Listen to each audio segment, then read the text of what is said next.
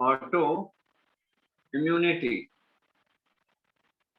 Auto immunity नाम से ही समझ आ रहा है बेटा, सेल्फ के लिए इम्यूनिटी होना, मतलब हमारे बॉडी के जो भी ऑर्गन्स या टिश्यू है उसके खुद के लिए हमारी बॉडी में इम्यूनिटी बन जाना। मतलब ये ठीक वैसे ही है बेटा, जैसे हमारे खुद के जो इम्यून सिस्टम है वो हमारी बॉडी पे भी अटैक करेंगे, हमारी बॉडी के अगेंस्ट आ जाएंगे, ठीक है। तो अगर हमारे जो इम्यून सिस्टम है, हमारे जो इम्यून सेल्स है, हमारी जो इम्यूनिटी है, जो भी हम लोगों ने देखा अभी एक्वायर्ड इम्यूनिटी, एक्टिव इम्यूनिटी है ना, तो ये हमारे जो बॉडी के इम्यून सेल्स होते हैं जो हमको इम्यूनिटी देते हैं दूसरे फॉरेन एजेंट से, माइक्रोब से, केमिकल्स से, ठीक है। लेकिन अगर ये बाहर के chemical substances, foreign agent, microbes या दूसरे कोई भी सेल जो हमारी बॉडी के नहीं है, उनसे हमको इम्यूनिटी देने के बदले हमारी बॉडी के अगेंस्ट अगर काम करना चालू कर दिए, तो क्या होगा, हमारी बॉडी के सेल्स को डिस्ट्रॉय करना चालू कर देंगे। तो अगर हमारी बॉडी के जो सेल्स हैं या टिश्यूज हैं, है ना, वो अगर डिस्ट्रॉय होना चालू होंगे तो वो पर्टिकुलर ऑर्गन क्या हो जाएगा बेटा, अफेक्ट हो जाएगा, ठीक है। तो ऐसा होता है कभी कभी कि हमारे बॉडी के इम्यून सेल्स हमारे ही बॉडी के किसी ऑर्गन को या टिश्यू को टारगेट करते हैं और उसको नुकसान पहुंचाते हैं। उस टाइप के डिसीजेस को हम ऑटो इम्यून डिसीजेस बोलते हैं, और इस टाइप के प्रोसेस को ऑटो इम्यूनिटी बोलते हैं। समझ आ रहा बात, ऑटो इम्यूनिटी, ठीक है। तो जैसे भाई और एक ऑटो इम्यून डिसीजेस, एक होता है ऑटो इम्यून डिसीजेस। तो ऑटो इम्यून डिसीजेस में क्या होगा, ऐसी बीमारियां जो हमारे बॉडी के इम्यून सिस्टम के कारण पैदा हुई है, ठीक है। दैट इज हमारे इम्यून सेल्स हमारे बॉडी के टिश्यूज को नुकसान पहुंचा रहे हैं, ऑर्गन को नुकसान पहुंचा रहे हैं, उस टाइप के जो प्रोसेस है उसको ऑटो इम्यूनिटी बोलते हैं। तो इसमें क्या होगा बेटा, हमारे जो सेल्स हैं, हमारे जो इम्यून सेल्स हैं, है ना, जो भी हम लोगों ने अभी पढ़ा है, लिम्फोसाइट, मैक्रोफेज, जितने भी हम लोगों ने इम्यूनिटी के रिस्पॉन्सिबल सेल्स देखे हैं, वो सेल्फ और नॉन सेल्फ सेल्स को पहचानने पर, ठीक है, they are unable to recognise self and non self cells of body, ठीक है। तो ऐसा नहीं होगा कि पूरे बॉडी के सेल्स को नहीं पहचान रहा है ना। ये हो सकता है कि बॉडी के किसी पर्टिकुलर सेल को नहीं पहचान रहा है, तो उसको उसके अगेंस्ट वो क्या करेगा बेटा, आ जाएगा और उस टिश्यू को डिस्ट्रॉय करना चालू कर देगा, ठीक है। तो हमारी बॉडी के सेल्स, जब हमारे बॉडी के मतलब हमारे बॉडी के इम्यून सेल्स हमारे बॉडी के किसी भी सेल को पहचानने से जब इनकार में नहीं जानते और उसको मारना पीटना चालू कर देते हैं सिंपली, ठीक है। दैट इज ऑटो इम्यूनिटी, ठीक है। और उस टाइप के डिसीजेस जो पैदा होते हैं वो ऑटोइम्यून डिसीजेस कहलाते हैं या डिसऑर्डर्स कहलाते हैं। तो उनमें जो नाम आता है, कभी सुने हो आप लोग, कभी सुने हो, myasthenia gravis, myasthenia gravis, myasthenia gravis एक एग्जांपल है, ठीक है। तो माइस्थीनिया ग्रेविस में क्या होता है कि हमारा जो बॉडी के सेल्स है, जैसे इम्यून सेल्स, हमारे बॉडी के इम्यून सेल्स, ये क्या करते हैं बेटा, एसिटिल कोलिन रिसेप्टर को डिस्ट्रॉय करना चालू कर देते हैं। तो चलिए बताइए, एसिटिल कोलिन रिसेप्टर को, एसिटिल कोलिन रिसेप्टर कहाँ पर पाया जाए, it destroys here, here immune cells start destroying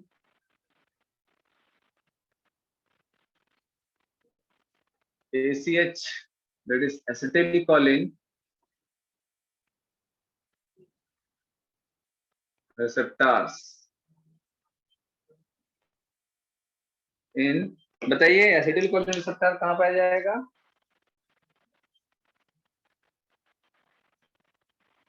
lymph में। लिम्फ, और कोई,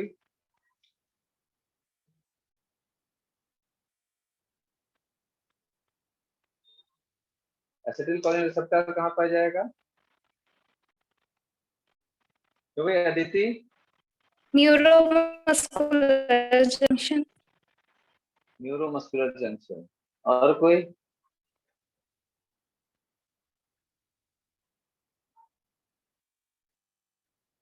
न्यूरोट्रांसमीटर। एसिटिल कोलिन न्यूरोट्रांसमीटर है बेटा। रिसेप्टर कहाँ पर पाया जाता है? Acetylcholine receptor, ACh receptor कहाँ पर पाया जाता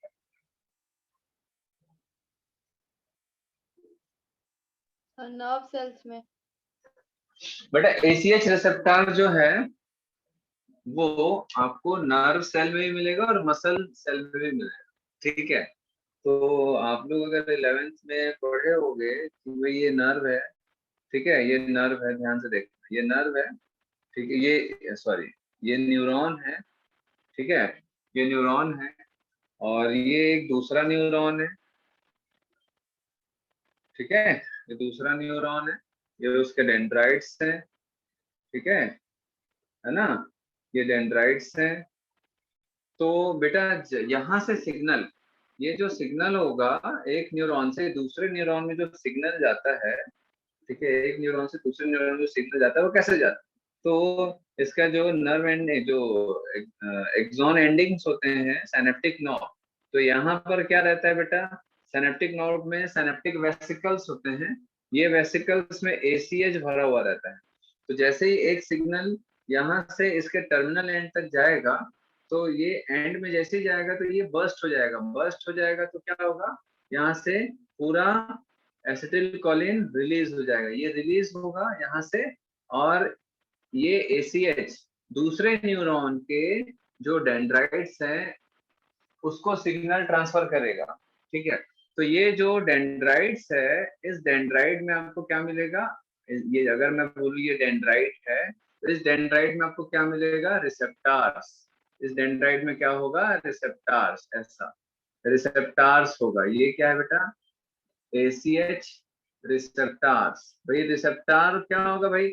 सिग्नल को रिसीव करेगा, जैसे मोबाइल में रिसीवर होता है और ट्रांसमीटर होता है।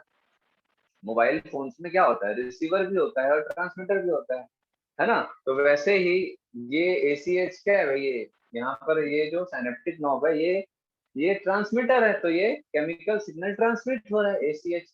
और ये क्या है यहाँ पर? जो डेंड्राइट है इसमें क्या होगा? रिसीवर होगा, जो एसीएच को रिसीव करेगा, ठीक है? और कहाँ पर होगा भाई? जैसे ये न्यूरॉन जो है वो मसल्स को सप्लाई करेगा। भाई अगर मैं हाथ को ऐसा उठा पा रहा हूँ, तो यहाँ पर क्या होगा भाई? मेरे ब्रेन से सिग्नल मेरे हाथ के मसल्स में जा रहा है, तो हाथ के मसल्स में कॉन्ट्रेक्शन हो रहा है और ये हाथ का मूवमेंट हो रहा है। तो जो सिग्नल होगा ब्रेन से वो न्यूरॉन के थ्रू ही जाएगा मसल के सेल में। तो भाई इमेजिन कर लो कि ये जो है हमारे मसल के सेल्स हैं, ठीक है, ये जो है हमारे मसल के सेल्स हैं, ये मसल सेल्स हैं, ठीक है? तो मसल सेल में भी क्या मिलेगा बेटा? बोलो। रिसेप्टर्स, ठीक है, मसल सेल में भी रिसेप्टर्स होंगे। और यहाँ पर क्या होंगे? ACH, transmitter. ठीक है ना, एसीएच दैट इज न्यूरोट्रांसमीटर। और ये न्यूरोट्रांसमीटर ऐसा रिलीज होगा और मसल्स को सिग्नल देगा। तो यहाँ का जो भी सिग्नल है, यहाँ का जो भी सिग्नल है वो यहाँ से मसल्स में ट्रांसफर हो।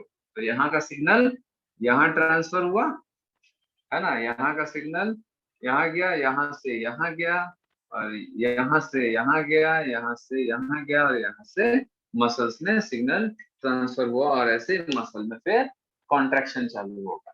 तो ये जो माइसिलिया ग्रेविस है, इसमें क्या होता है कि एसीएच रिसेप्टर्स इन मसल्स, ठीक है, कहाँ पर क्या बोलते हैं, डिस्ट्रॉय होगा एसीएच रिसेप्टर इन मसल्स। तो मसल्स का अगर एसीएच रिसेप्टर डिस्ट्रॉय हो जाएगा तो क्या होगा? बोलो। सिग्नल आगे नहीं बढ़ेगा। भाई मसल्स में सिग्नल जाएगा ही नहीं, तो मसल का कॉन्ट्रैक्शन नहीं होगा तो बॉडी का मूवमेंट नहीं होगा, ठीक है? तो इसमें मसल्स जो है धीरे धीरे डिस्ट्रॉय होना चालू हो जाता है, तो मसल के रिसेप्टर डिस्ट्रॉय होना चालू होते हैं, जिसके कारण पैरालिसिस हो जाता है, ठीक है, मसल का पैरालिसिस हो जाता है।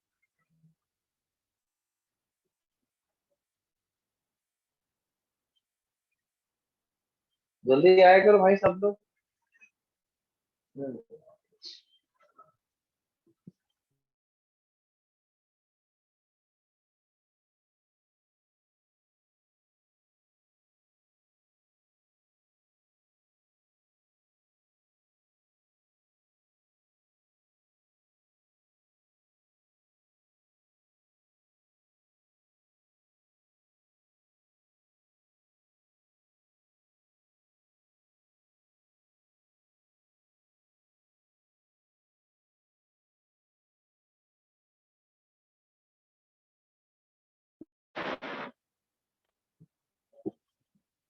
चलिए, क्लियर है। तो मसल का कॉन्ट्रैक्शन नहीं होगा, मसल में पैरालिसिस हो जाता है।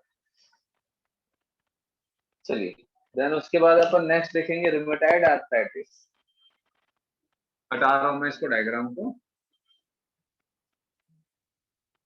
रूमेटॉइड आर्थराइटिस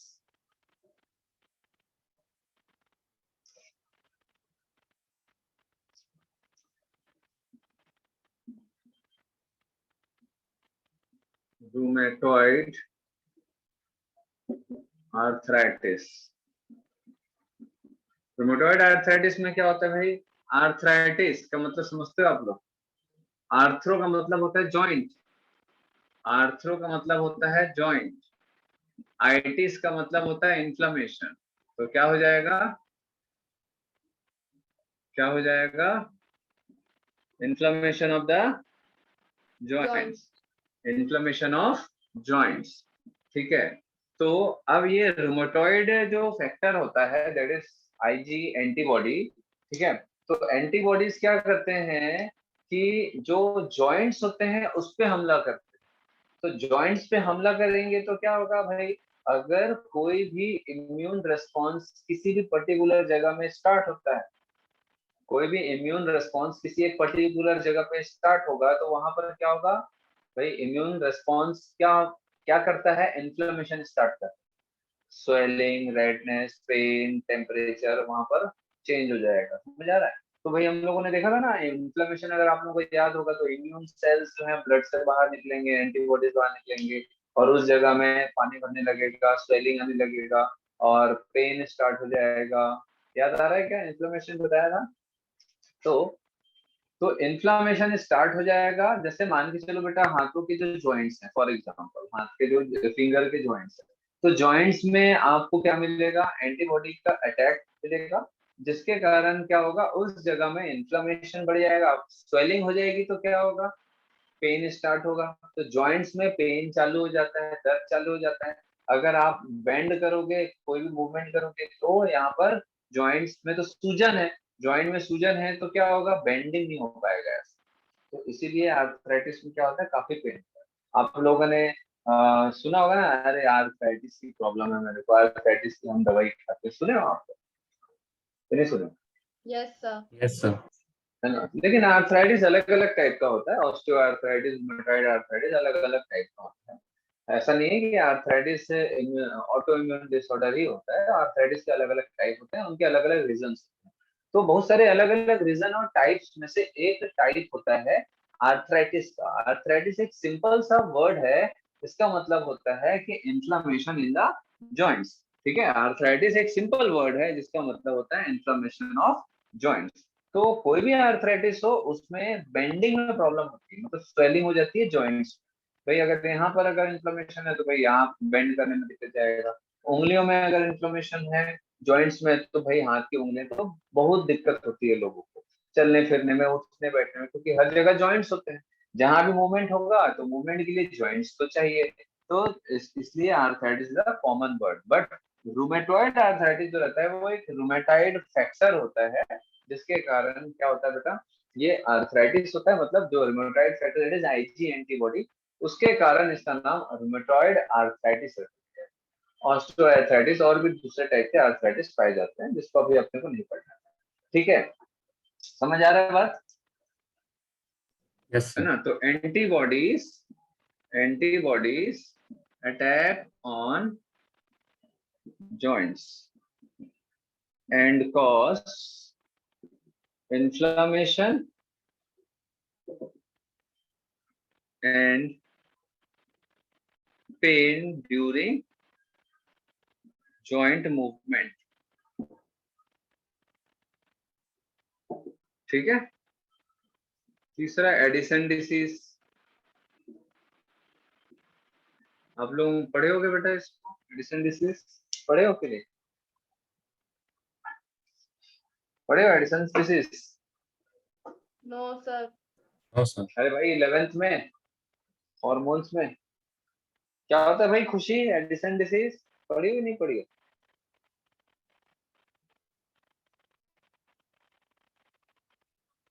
एडिसन डिसीज क्या होता है अदिति?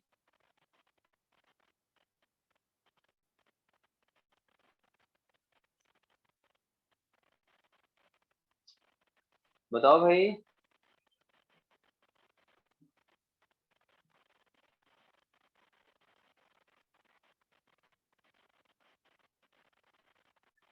खुशी, आजकल कोई पढ़ाई लिखाई में ध्यान ही नहीं है।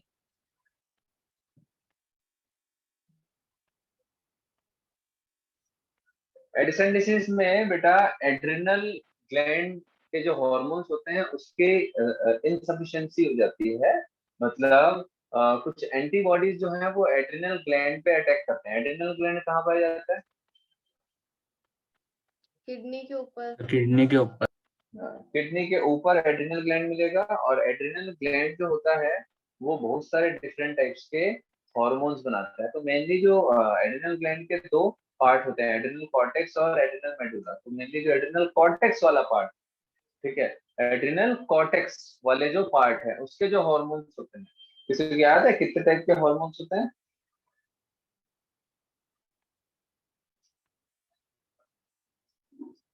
3 टाइप के हॉर्मोन्स सिक्रेट होते हैं। क्या क्या? ग्लूकोकॉर्टिकॉइड, मिनरलोकॉर्टिकॉइड और sex corticoids. That is androgen, तो सेक्स हार्मोन प्रोड्यूस होता है वहां से। दूसरा कॉर्टिसोल, और तीसरा बोलो।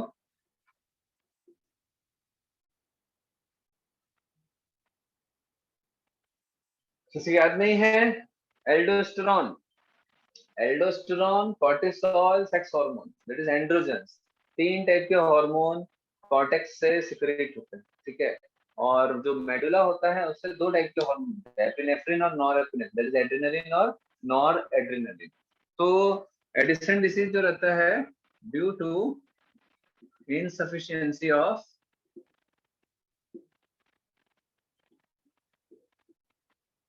adrenal hormones, ठीक है। चलो, तो इतना काफी है, ये एग्जाम में आता है। ये अभी नीट में अभी ये वाला आया था, नीट सर 2021 में। हाँ बोलो बेटा। सर रूमेटॉइड अर्थराइटिस में आपने बताया कि एंटीबॉडीज अटैक करती है जॉइंट्स पे, तो सर वो हमारी खुद की बॉडी की होती है या फॉरेन होती है? कौन सा?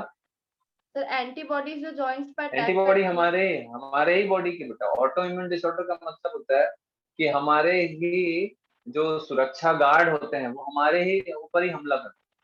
मतलब सुरक्षा गार्ड समझते हो ना? जैसे भाई अगर किसी घर की सुरक्षा के लिए हम लोगों ने 4 गार्ड लगा के रखे, तो 4 गार्ड अगर हमारे मतलब हमारे ही घर को नुकसान पहुंचा रहे हैं, है ना, तो उस टाइप के ही प्रोसेस को हम ऑटो इम्यूनिटी बोलते हैं, ठीक है। मतलब हमारा ही एंटीबॉडी, हमारा ही इम्यूनिटी, हमारा ही इम्यून सिस्टम हमारे अगेंस्ट काम करता है, उसी को बोलते हैं ऑटो इम्यूनिटी। तो वैसे ही होता है।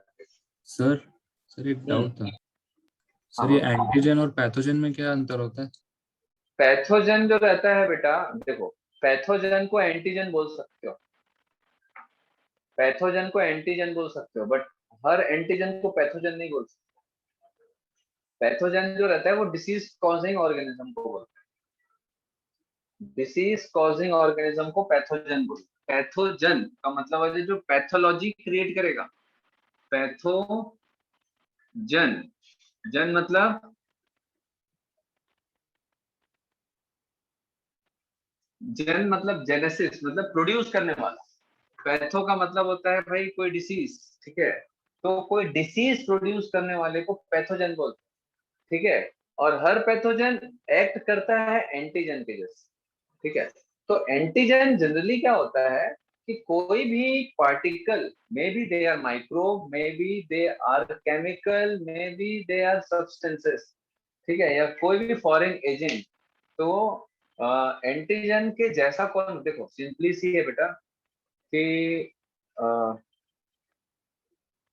देखो इंसान इंसानों के लिए दो टाइप के ह्यूमन होते हैं, एक दोस्त और एक दुश्मन, ठीक है, एक दोस्त और एक दुश्मन, ठीक है।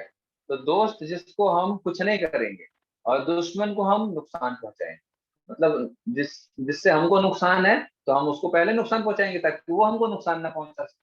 तो बॉडी के लिए वो सारे दुश्मन जो है, जो बॉडी के लिए खतरा पैदा कर सकते हैं या खतरा पैदा करते हैं, ऑल आर एंटीजेंस, समझ आया? पहला, तो वो दुश्मन कौन हो सकते हैं? वो दुश्मन चोर हो सकता है जो हमको नुकसान पहुंचा सकता है, वो दुश्मन डाकू हो सकता है, वो दुश्मन और भी कोई अदर क्रिमिनल्स हो सकता है, वो दुश्मन आतंकवादी हो सकता है, ठीक है। तो चोर, डाकू, आतंकवादी, ठीक है, बदमाश, है ना, तो ये कुछ भी हो सकता है, तो उसका टाइप है, ये दुश्मन का टाइप है, समझ आ रहा बात? तो वैसे ही एंटीजन का टाइप होता है। वही एंटीजन क्या हो सकता है? They are microbes, they are pathogens जो डिसीज कॉज करेगा, दे आर फॉरेन एजेंट्स, कोई भी फॉरेन एजेंट हो सकता है, कुछ भी हो सकता है। Pollen grain is also a antigen for our body, pollen grain जो एलर्जी कॉज करता है, तो वो भी एक एंटीजन की तरह से काम करेगा। दूसरा, कोई केमिकल हो सकता है, कोई टॉक्सिक केमिकल हो सकता है ना, जो हमारी बॉडी के लिए अच्छा नहीं है, जिसको हमारी बॉडी नहीं पहचानती, जो हमारी बॉडी के लिए नुकसानदायक हो सकता है, जो हमारी बॉडी के जैसा स्ट्रक्चर नहीं है, जिसको हमारी बॉडी नहीं पहचानती, ठीक है। जैसे फॉर एग्जांपल कि भाई हम खाना खा रहे हैं, तो खाना खा रहे हैं, हमारी बॉडी में एक पर्टिकुलर टाइप का अमीनो एसिड गया, पर्टिकुलर टाइप का कार्बोहाइड्रेट गया, बट हमारी बॉडी उसको उससे यूज टू हो चुकी है कि हमारी बॉडी उसको पहचानती है कि हाँ इस टाइप का केमिकल होता है, ठीक है। लेकिन अगर कुछ ऐसा चीज खा लें जो एब्जॉर्ब हो जाएगा लेकिन उसको हमारा बॉडी पहचान नहीं पाएगा, maybe they are harmful for us, ठीक है, वो टॉक्सिक केमिकल हो सकता है ना, तो उसके अगेंस्ट हमारी बॉडी से रिएक्ट करेगी। एलर्जी में वैसे ही होता है। तो पैथोजन भी एंटीजन होते हैं, बट हर एंटीजन को आप पैथोजन नहीं बोलते, समझ आया बात? यस सर, है क्लियर ना, हो गया। क्योंकि एंटीजन तो केमिकल भी हो सकता है, लेकिन कोई केमिकल बीमारी पैदा नहीं करेगा, कोई केमिकल जरूरी नहीं है कि वो बीमारी पैदा करे, ठीक है। चल देन आगे देखेंगे। सर हाँ सर एडिसन्स डिजीज फिर ऑटो इम्यून डिजीज कैसे हुआ? बेटा इसमें क्या होता है, एड्रिनल ग्लैंड पे एंटीबॉडी का हमला होता है। ये हमेशा, एडिसन डिसीज जो है हमेशा नहीं होगा, कभी कभी जो एड्रिनल कॉर्टेक्स के हार्मोन की कमी के कारण भी हो जाता है, ठीक है। तो अगर ज्यादा अगर कंफ्यूजन, क्योंकि आप डिसीज उसमें पढ़ते हैं हम लोग इसको हार्मोन्स में, ठीक है, ऑटो इम्यून डिसऑर्डर्स के रूप में, बट आपके सिलेबस में नहीं है तो उसको मत ही पढ़ो तो ज्यादा अच्छा है। दो चीज को याद रखो, माइस्थेनिया ग्रेविस ये आगे चल के आता है, 11th में आता है, और रूमेटॉइड आर्थराइटिस ये आपके सिलेबस में अभी 12th, ठीक है। तो नीट में इस साल का ये क्वेश्चन था कि which of the following is, पहला क्वेश्चन था, एक जो सेट था जूलॉजी का, उसका पहला ही क्वेश्चन था, which of the following is autoimmune disorder, ठीक है। तो बहुत इजी क्वेश्चन था, बट कई लोग गलती करते हैं। अब इस क्वेश्चन को कौन गलती किया है? एक स्टूडेंट हमारा। कितना क्वेश्चन बनाया है वो? है 90 में से कितना बनाया होगा? बोलो भाई। 90। 90 में से 90 बनाया है। कितने गलत हुए हैं उसके? सिर्फ दो रॉन्ग, दो में से एक क्वेश्चन ये वाला रॉन्ग, इतना इजी। तो ध्यान नहीं दिया, सट से आंसर टिक लगाया और आगे बढ़े, है ना? तो इसी क्वेश्चन में गलतियां बहुत होती है, ध्यान रखना, ठीक है। मतलब बहुत इजी क्वेश्चन है ये, तो उसको मतलब नींद में ही पूछूंगा तो बता देंगे, ऐसा है। मतलब इतना पढ़ा के टेस्ट वेस्ट में अपन इतना दे चुके होते हैं कि रटा हुआ रहता है बिल्कुल, ये मायस्थेनिया ग्रेविस, रूमेटॉइड आर्थराइटिस, तो 90 में से 90 बनाए, दो ही गलत था उसका, ठीक है, और दो में से एक क्वेश्चन ये गलत हुआ, उसको 360 में से 350 आया, मतलब दो क्वेश्चन अगर गलत हो गया तो 4 4 8 नंबर गया, और दो नंबर रॉन्ग थे, दैट इज 10 नंबर गया, तो 360 में से 10 नंबर गया, है ना। और नहीं होता ध्यान देते तो 5 नंबर बढ़ जाता। चलो हटा दूं क्या? ये दो याद रखना मेनली, रूमेटॉइड आर्थराइटिस अभी इस साल का नहीं, 2021 में आया है। चलो फिर आगे बढ़ते हैं। देन उसके बाद आपका नेक्स्ट टॉपिक है इम्यून सिस्टम। इम्यून सिस्टम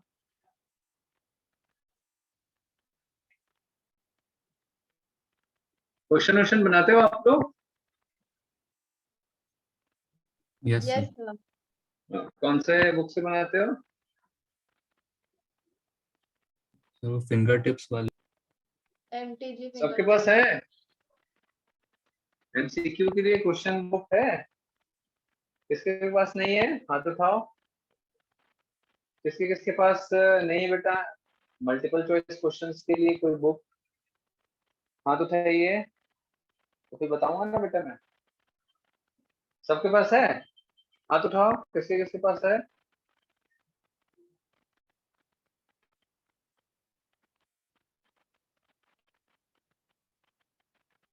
अक्षत पांडे नहीं बेटा, प्राची, आयुषी, आप लोगों के पास नहीं है जी?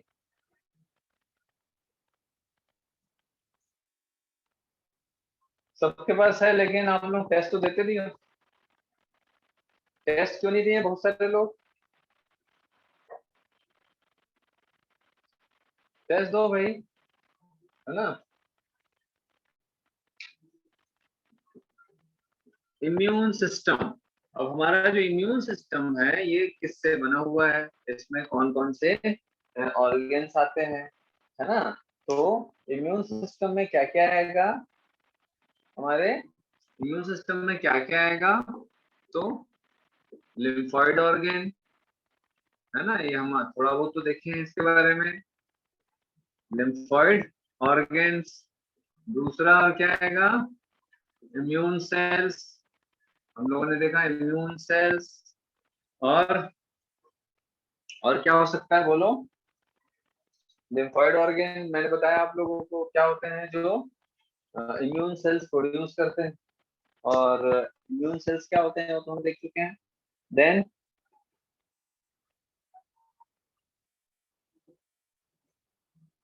एंटीबॉडीज, एंटीबॉडीज, अच्छा एंटीबॉडीज सेल हैं कि टिश्यू है कि क्या है, बोलो। प्रोटीन है। हाँ प्रोटीन है सर। प्रोटीन है, ये कोई सेल्स नहीं है ना, ध्यान रखेंगे। They are not cell, question पूछा था मैंने अभी टेस्ट में, ठीक है। They are protein, soluble protein structures जो प्लाज्मा में घुले हुए रहते हैं, ठीक है।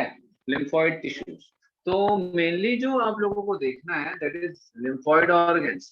तो लिम्फॉइड ऑर्गन ये इंपॉर्टेंट है बेटा, नीट में आता है, ठीक है, ये इंपॉर्टेंट है, ध्यान रखना, वेरी इंपॉर्टेंट। एग्जाम में भी आएगा आप लोगों के, बोर्ड एग्जाम में और स्कूल एग्जाम में और नीट में भी आता है। तो लिम्फॉइड ऑर्गन्स क्या होते हैं? तो लिम्फॉइड ऑर्गन्स दो टाइप के होते हैं, एक होता है प्राइमरी लिम्फॉइड ऑर्गन और दूसरा होता है secondary lymphoid organ. Secondary lymphoid organ,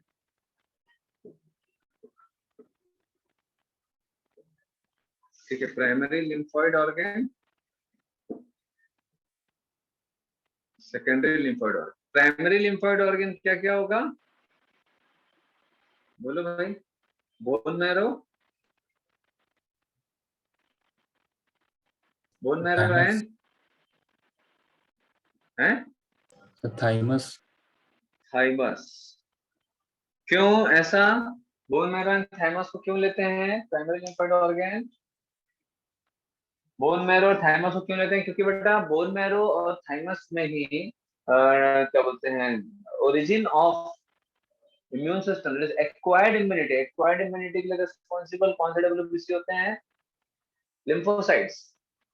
acquired immunity mainly कौन से डब्ल्यूबीसी के कारण होता है? तो लिम्फोसाइट्स।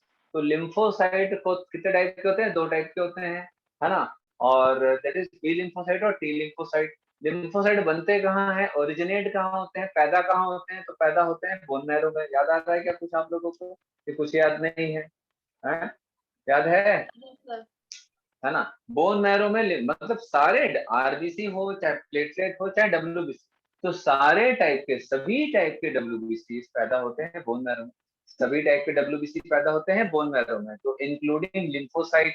लिम्फोसाइट पैदा तो होते हैं, लेकिन उनका प्रोलिफरेशन मतलब उनका मल्टीप्लिकेशन, उनका मैच्योरेशन, मतलब जैसे मैंने बताया था बेटा कि बोन मैरो में पैदा हुए, बोन मैरो में ही पलेंगे बढ़ेंगे और मैच्योर होंगे, एडल्ट बनेंगे। तो किस टाइप का लिम्फोसाइट होता है बोन मैरो में, पैदा भी होगा और वो पलेगा बढ़ेगा मल्टीप्लाई होगा मैच्योर भी होगा। बी कौन सा टाइप लिम्फोसाइट। का?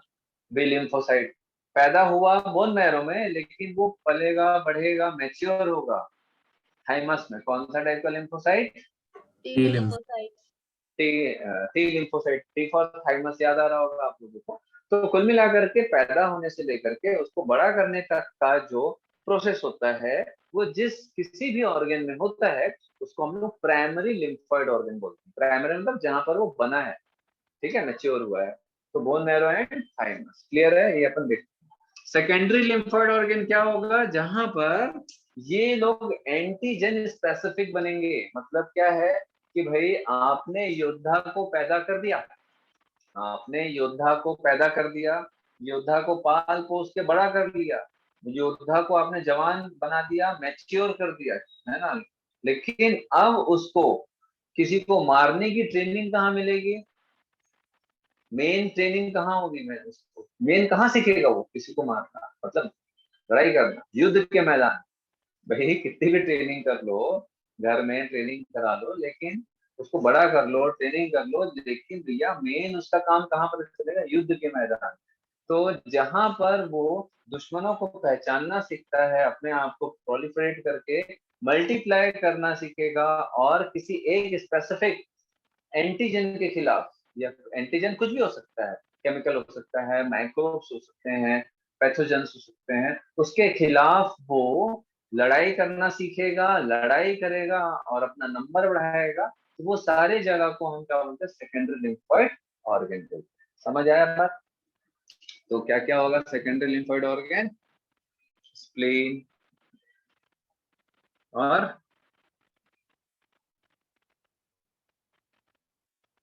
टॉन्सिल्स या लिम्फ नोड और MALT माल्ट, ठीक है। तो स्प्लीन क्या होता है? स्प्लीन क्या होता है? टॉन्सिल के बदले आप लिम्फ नोड लिखोगे तो ज्यादा अच्छा है ना। लिम्फ नोड्स, लिम्फ नोड ही मतलब किसी पर्टिकुलर जगह को हम लिम्फ नोड को ही हम टॉन्सिल ही बोल देते हैं, ठीक है। MALT malt. तो ये तीन क्या है बेटा? Secondary lymphoid organ. मतलब एक ये ऐसी जगह है, ये ऐसी जगह है जहां पर लिम्फोसाइट्स इंटरेक्ट करता है अपने दुश्मन से। समझ आ रहा है बात कि नहीं? yes समझ आ sir रहा है कि नहीं? Yes sir. हाँ। तो प्राइमरी लिम्फोइड ऑर्गन वो है जहां वो पला बढ़ा, मैच्योर हुआ, पैदा हुआ, मैच्योर हुआ। सेकेंडरी लिम्फोइड ऑर्गन ऐसी जगह है, लिख लेना, जहां पर वो अपने पैथोजन से या एंटीजन से या अपने दुश्मन से इंटरेक्शन वो करेगा। इंटरेक्शन समझते हैं ना? ऐसा नहीं हाल चाल और कैसे हो, ऐसा नहीं, ठीक है। वो देखेगा, लड़ाई करना चालू करेगा, सीखेगा लड़ाई और लड़ाई करेगा और अपना नंबर भी बढ़ाएगा। क्योंकि अगर उसको लगेगा कि भैया ये माइक्रोब या पैथोजन या एंटीजन की क्वांटिटी ज्यादा है, तो वो भी अपनी क्वांटिटी को रेप्लिकेट करेगा, मल्टीप्लाई करवाएगा अपने आप को, और उसको मारेगा और उसको रोकेगा। मतलब जो भी इंफेक्शन है या पैथोजन है ना, या जो भी एजेंट है ना, एंटीजन है, उसके नंबर्स को रोकने की कोशिश करेगा, उसको किल करने की कोशिश करेगा। समझ आ रहा है? They are secondary lymphoid organs, ठीक है बेटा। अब स्प्लीन क्या होता है? तो स्प्लीन की दो तीन चीजें अपने को बस ध्यान रखना है। सबसे पहला तो आप लोग जनरल नॉलेज में पढ़े होंगे स्प्लीन के बारे में, बताओ। Graveyard of RBC. Graveyard of RBC और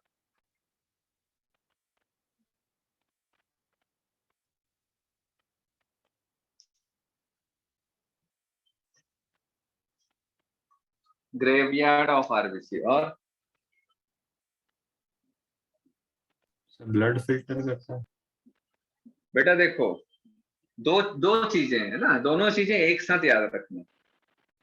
स्प्लीन एक ऐसी जगह है जहां पर आरबीसी मरता भी है और आरबीसी को स्टोर भी किया जाता है, ठीक है ना।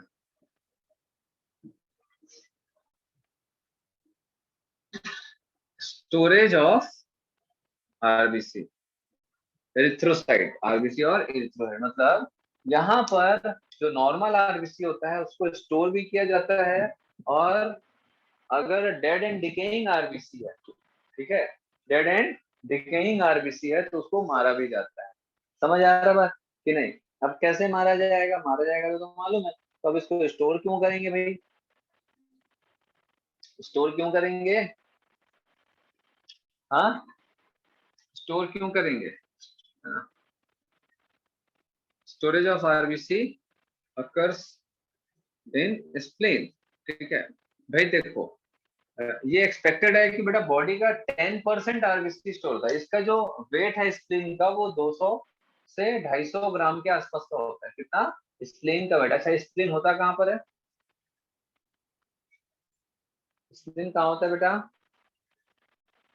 Sir left side of abdomen. कहाँ पर? सर एब्डोमेन की लेफ्ट साइड में। हाँ लेफ्ट एब्डोमिनल साइड में, हमको स्टमक के भी पीछे और नीचे की तरफ, मतलब स्टमक के lateral border and inferior border and posterior, मतलब लेटरो इंफीरियर एंड पोस्टीरियर बॉर्डर पे मिलेगा, मतलब स्टमक के नीचे की तरफ, पीछे के साइड और लेफ्ट साइड, लेफ्ट नीचे और पीछे की तरफ स्टमक के, वहां पर रहता है आपका स्प्लीन। जनरली आप जब भी डायग्राम देखे होगे क्लास 10th 11th में, 10th में या 11th में, तो डाइजेस्टिव सिस्टम का डायग्राम, किसी डायग्राम में आपको स्प्लीन का स्ट्रक्चर नहीं दिखता है। क्यों? क्योंकि वो left side plus posterior side में रहता है, पीछे की तरफ रहता है, ठीक है ना। स्टमक से ऐसे छुपा रहता है, स्टमक से पीछे की तरफ रहता है स्टमक से। तो ये क्या करता है बेटा, 200 से 250 ग्राम के आसपास इसका वेट होता है। अब मुझे बताओ कि ये 10% अगर आरबीसी को रोक रहा है तो कितना ब्लड इसके पास होना चाहिए?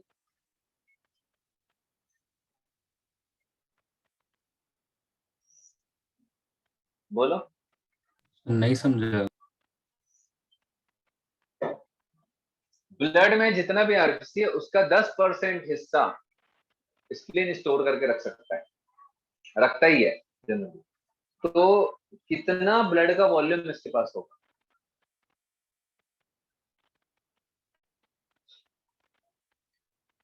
5 लीटर ब्लड होता है, तो 10% 500 ml होता है, लेकिन ये ब्लड का वॉल्यूम है, तो ब्लड का वॉल्यूम नहीं होता, इसका वजन ही खुद 200 ग्राम के आसपास का होता है। तो ये 500 ml ब्लड को थोड़ी ना स्टोर करे, ये ब्लड स्टोर नहीं करता है, ध्यान रखना, ब्लड स्टोर नहीं करता है, ये सिर्फ आरबीसी को स्टोर करता है, ठीक है।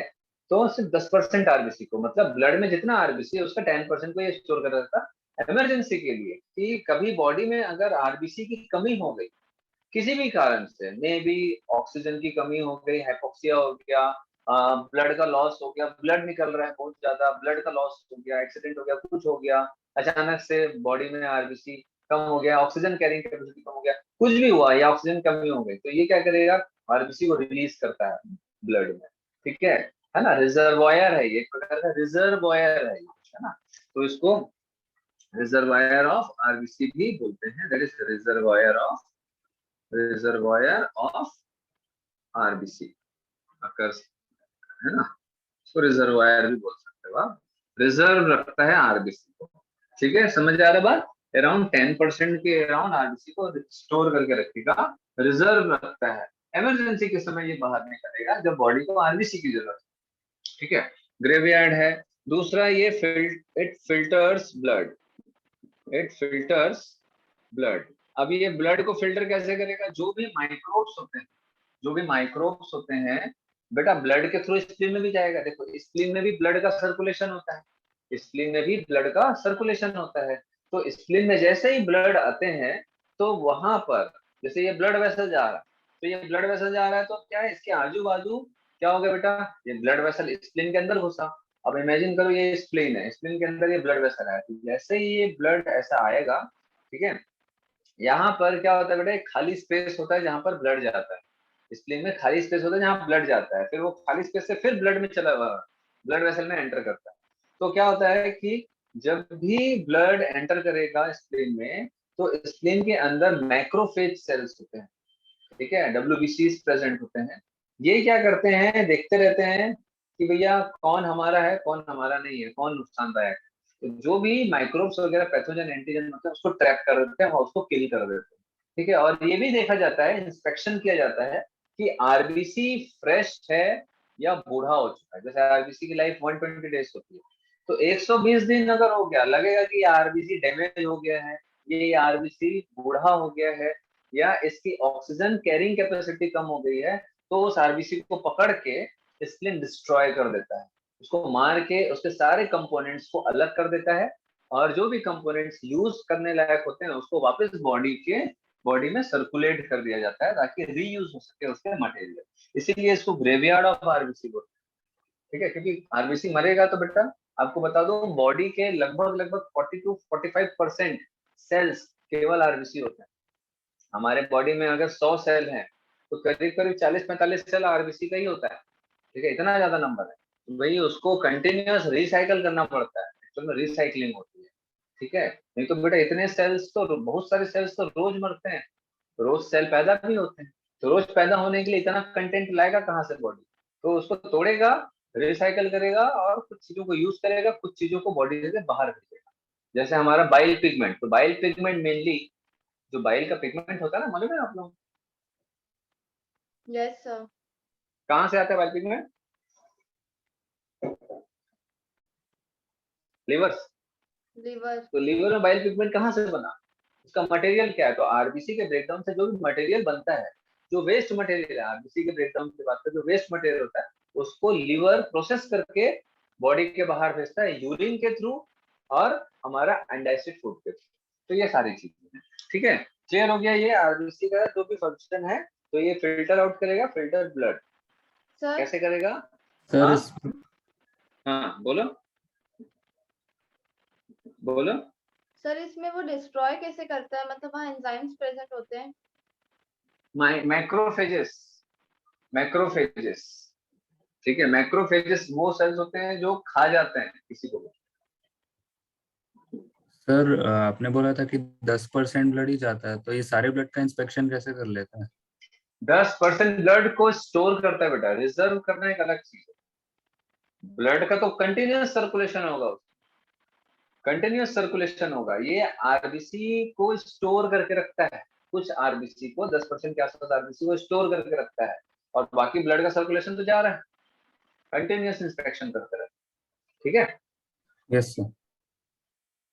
चलो हटा, हो गया ये लिम्फ नोड्स। अब लिम्फ नोड क्या होता है?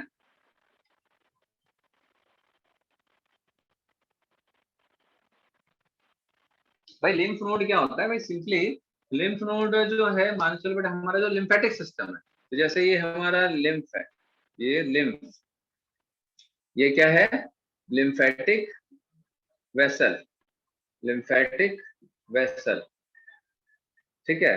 तो लिम्फेटिक वेसल कहीं कहीं पर थोड़ा सा स्वेलन होता है, ऐसा सूजा हुआ, ऐसा, ठीक है, और थोड़ा सा राउंडेड स्ट्रक्चर रहेगा, थोड़ा फुला हुआ सा स्ट्रक्चर, सॉलिड स्ट्रक्चर रहेगा, वहां पर टिश्यूज होते हैं, है ना, इसको बोलते हैं हम लोग लिम्फ नोड्स, ठीक है, लिम्फ नोड्स। कहीं कहीं पर हम लोग उसको टॉन्सिल भी बोलते हैं, ठीक है। तो लिम्फ नोड में क्या रहता है बेटा? हमारे लिम्फोसाइट्स, लिम्फोसाइट्स। तो लिम्फ नोड एक्चुअल में, लिम्फ नोड में लिम्फ कहाँ से आता है बताओ भाई, कोई भी? लिम्फ होता क्या है? ब्लड, ब्लड से फिल्टर ब्लड होकर से आता है। नहीं बेटा, एग्जैक्टली बताओ। ब्लड से फिल्टर होकर के बनता है टिश्यू फ्लूइड, ब्लड से फिल्टर होकर के बनेगा टिश्यू फ्लूइड, टिश्यू फ्लूइड ही लिम्फेटिक वेसल में जाएगा और वो लिम्फ कहलाएगा, ठीक है, कुछ माइनर चेंजेस के साथ।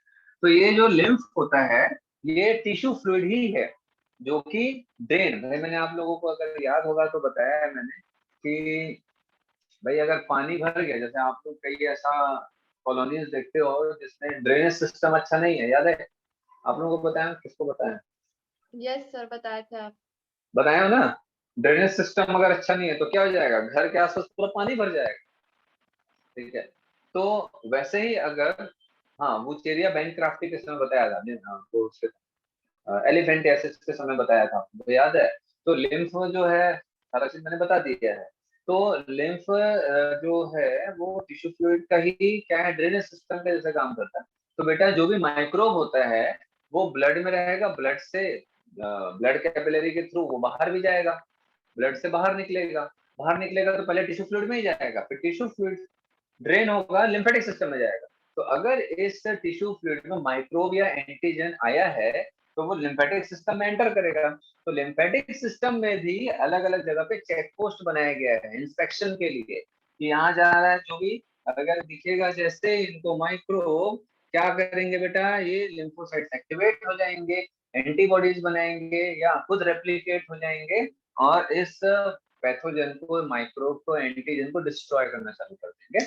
और अगर यहाँ पर लड़ाई ज्यादा होगी तो क्या होगा, अगर लड़ाई ज्यादा होगी मतलब क्या है, अगर बहुत सारा माइक्रोब यहाँ पर ट्रैप कर लिया गया, जैसे आप लोग देखते हैं ना पुलिस का नाका होता है, सब नाकेबंदी करते हैं, सब बैरियर लगाते हैं, चेकिंग करते हैं, तो अगर देखिए बहुत सारे गुंडे लोग आ गए, आतंकवादी आ गए, तो और पुलिस वालों को बुलाया जाएगा, फिर वहां लड़ाई चालू हो जाएगी, कोई एरिया हॉटस्पॉट बन जाएगा एकदम, समझ आ रहा है बात? तो वैसे ही क्या होता है, जो लिम्फ नोड्स होते हैं हमारी बॉडी में, जगह जगह पर लिम्फ नोड्स होते हैं बॉडी के बहुत सारी जगह, वो एक प्रकार की पुलिस की चौकी है। तो यहाँ पर अगर माइक्रोब को ट्रैप किया जाएगा, पकड़ लिया जाएगा, तो और भी माइक्रोब्स होंगे जो आ ही रहे होंगे, आ ही रहे होंगे, तो इसको और मारने के लिए क्या होता है, लिम्फोसाइट्स का मल्टीप्लिकेशन होगा, प्रोलिफरेशन होगा, एंटीबॉडीज का फॉर्मेशन होगा, और इस एरिया, ये जो एरिया है, ये एरिया स्वेलिंग चालू हो जाएगा।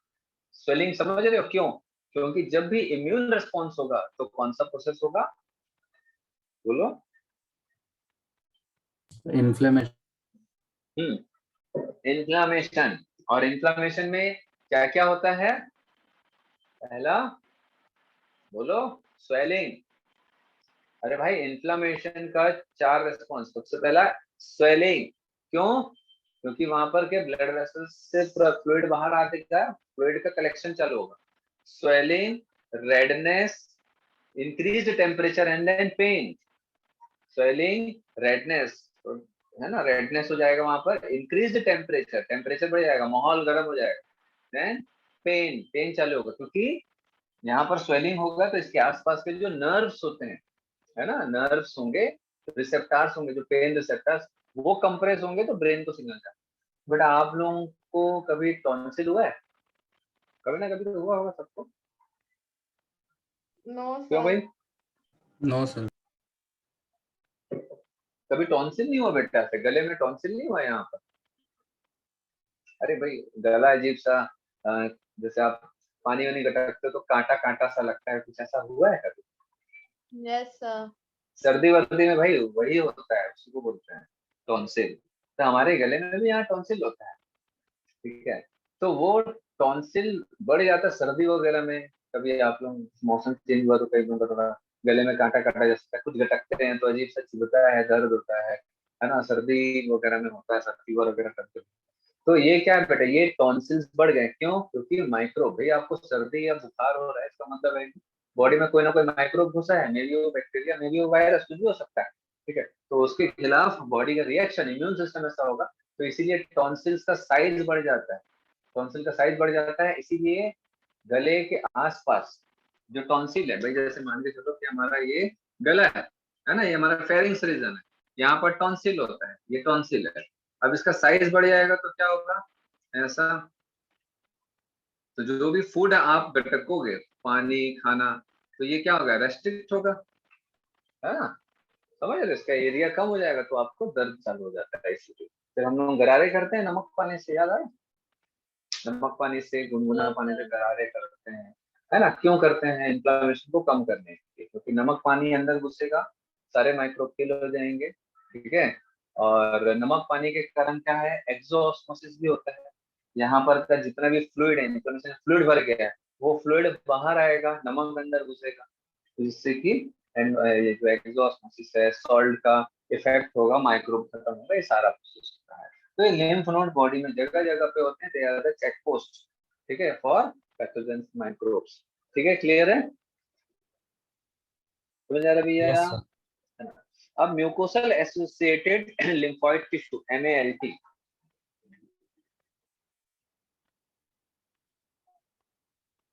इसका फुल फॉर्म ध्यान रखना, ये बहुत इंपॉर्टेंट है, ये नीट में कई बार आया है, ठीक है, ये जो है नीट में बहुत बार आया है, नीट में बहुत बार आया है, मे भी आपके स्कूल एग्जाम में भी आता है, ठीक है। सबसे पहले इसका फुल फॉर्म ही ध्यान रखने के बाद फुल फॉर्म के थ्रू क्वेश्चन आता है। म्यूकोसल एसोसिएटेड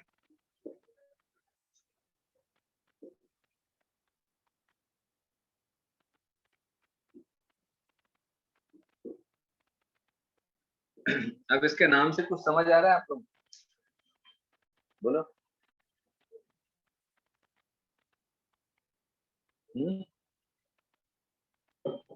सर ऐसे लिम्फोइड टिश्यू जो म्यूकस से एसोसिएटेड है। हाँ, ऐसे लिम्फोइड टिश्यू जो होते हैं बेटा माइक्रोब को रेस्ट्रिक्ट करने के लिए होते हैं, ऐसे लिम्फोइड टिश्यू जो कि म्यूकोसा से एसोसिएटेड। तो म्यूकोसा, आपको म्यूकोसा की लेयर कहाँ मिलेगी बॉडी में? सर म्यूकोसा यूरोजेनिटल ट्रैक्ट में मिलेगा, एलिमेंट्री कैनाल में मिलेगा, गट में, है ना, इसोफेगस में म्यूकोसा की लेयर होती है, स्टमक में होगी, इंटेस्टाइन में होगी, दैट इज एलिमेंट्री कैनाल की लेयर में होगी, हमारा जो रेस्पिरेटरी ट्रैक्ट है, ट्रैकिया में म्यूकोसा की लेयर होगी, ठीक है, यूरिनरी सिस्टम में, जेनिटल ट्रैक्ट में, तो ये सब में क्या है, urogenital tract, respiratory tract, alimentary canal, ये सब जगह क्या होता है बेटा, एक म्यूकोसा की लेयर होती है। तो म्यूकोसा की लेयर से एसोसिएटेड लिम्फोइड टिश्यूज होते हैं, है ना। और हमारे बॉडी में बेटा ये क्यों होते हैं? क्योंकि हम एयर जब एयर लेते हैं तो एयर में माइक्रोब होता है, पैथोजेंस होते हैं, हम खाना खाते हैं या पानी पीते हैं तो माउथ के थ्रू बॉडी के अंदर पैथोजेंस जाता है। तो बेटा देखो, सिंपली सी है बेटा, सिंपल सी बात है कि बॉडी में हर जगह माइक्रोब को रोकने के लिए बैरियर्स लगाए गए, ठीक है। तो मैंने जैसे बताया कि बेटा पहला तो स्किन है, फिर बॉडी में अंदर घुसेगा तो एसिडिक पीएच जो रहता है बॉडी की ओपनिंग्स में वो रोकेगा, फिर म्यूकोसा आएगा, म्यूकोसा से म्यूकोसा मेम्ब्रेन से म्यूकोसा बनेगा, तो म्यूकोसा में ट्रैप हो जाएगा, याद आ रहा है आप लोगों को, जैसे रेस्पिरेटरी ट्रैक्ट की बात कर रहा हूँ, तो म्यूकोसा में ट्रैप हो जाएगा फॉरेन पार्टिकल, है ना, और उसको ऐसे करके हम बाहर निकाल देते हैं, डस्ट पार्टिकल्स वगैरह है या कोई माइक्रोब, ठीक है। और अगर उसको नहीं निकाल पाए म्यूकोसा से, तो भाई म्यूकोसा के बीनीथ में सब म्यूकोसा रहता है बहुत सारे अलग अलग जगह पर, तो म्यूकोसा से अटैच ब्लड वेसल्स होते हैं, तो ब्लड वेसल के अंदर माइक्रोब घुसने से भी पहले उसको ट्रैप किया जाता है। समझ पा रहे आप लोग? भाई जैसे ये म्यूकोसा की लेयर है, ये म्यूकोसा की लेयर है, ये म्यूकोसा की लेयर है, ठीक है। अब इस म्यूकोसा की लेयर के अंदर ब्लड वेसल्स हैं, ये ब्लड वेसल है, दैट इज ब्लड वेसल, ये कोई भी म्यूकोसा हो सकता है, मे बी ये ट्रैकिया हो सकता है, मे बी ये हमारा इसोफेगस हो सकता है, स्टमक हो सकता है, स्मॉल इंटेस्टाइन, लार्ज इंटेस्टाइन, कोई भी एक चैम्बर है जिसमें ये हवा या खाना जाने की का रास्ता है, ठीक है। तो ये म्यूकोसा की लेयर होगी। तो भाई म्यूकोसा की लेयर में तो म्यूकोसा बनेगा, पहले तो वही ट्रैप हो गया, अगर वो और भी स्ट्रॉन्ग है, अगर वो अंदर घुसना भी चाहेगा, तो म्यूकोसा की लेयर में ही आपको क्या मिलेगा बेटा, लिम्फोइड टिश्यूज, ऐसे लिम्फोइड टिश्यूज, जैसे एलिमेंट्री कैनाल में मिलता है पेयर्स पैचेस मिलते हैं एलिमेंट्री कैनाल में, ऐसा। तो ये जो लिम्फोइड टिश्यूज हैं, अगर ब्लड वेसल में जाने से पहले ही उसको खत्म करने के लिए होते हैं, उसको रोकने के लिए, तो बेटा ये तो हमारे जितने भी म्यूकोसा वाले जो लाइनिंग्स हैं हमारी बॉडी, जैसे मैंने बताया, वो पूरे लाइनिंग में आपको मिलेगा।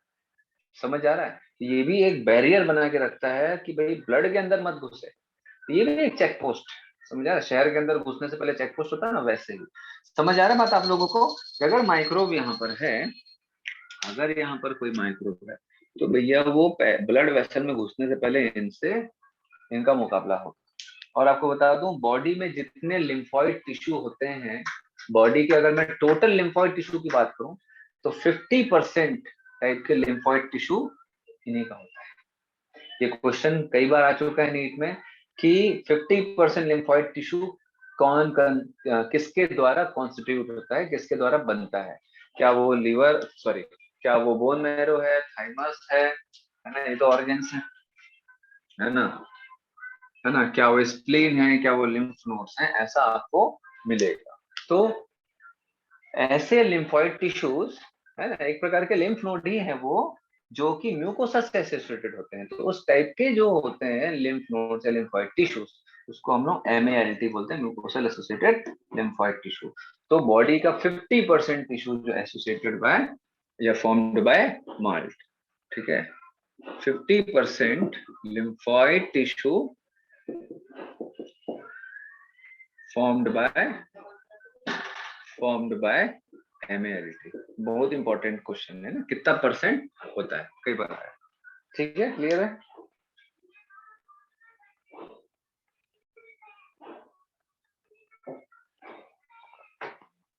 क्लियर हो बेटा ये?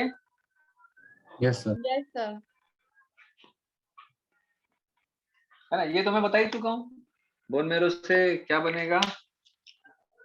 Origin of B and T lymphocyte, B का मैचुरेशन भी यही होगा, और थाइमस में T सेल मैच्योर होगा।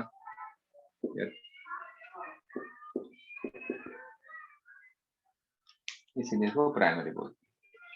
ये बहुत इंपॉर्टेंट है, ये स्कूल में भी आपको ये सारी चीजें देखने को मिलेगी, स्कूल में भी आता है ना, तो इसको अच्छे से समझना है, क्योंकि थोड़ा सा डिसीजेस में, डिसीजेस चैप्टर है आसान, लेकिन इसमें से क्वेश्चंस आते हैं अच्छे, है ना।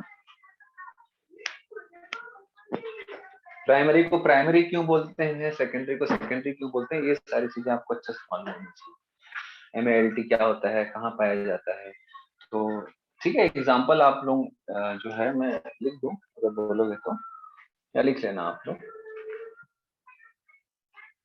कहाँ कहाँ मिलेगा एग्जाम्पल? यूरोजेनाइटल ट्रैक्ट, ठीक है, पहला। दूसरा कहाँ मिलेगा? रेस्पिरेटरी ट्रैक्ट, ट्रैक्ट में ही मिलेगा ना। तीसरा कहाँ मिलेगा? गट, गट समझते क्या होता है? Yes sir. एलिमेंट्री का। चलिए हटा दूं इसको। Yes sir.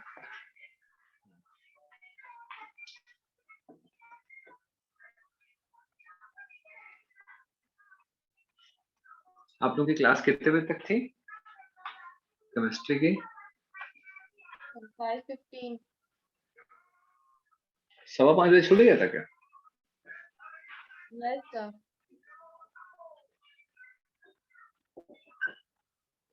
देखो इसके बाद HIV पढ़ना है ना।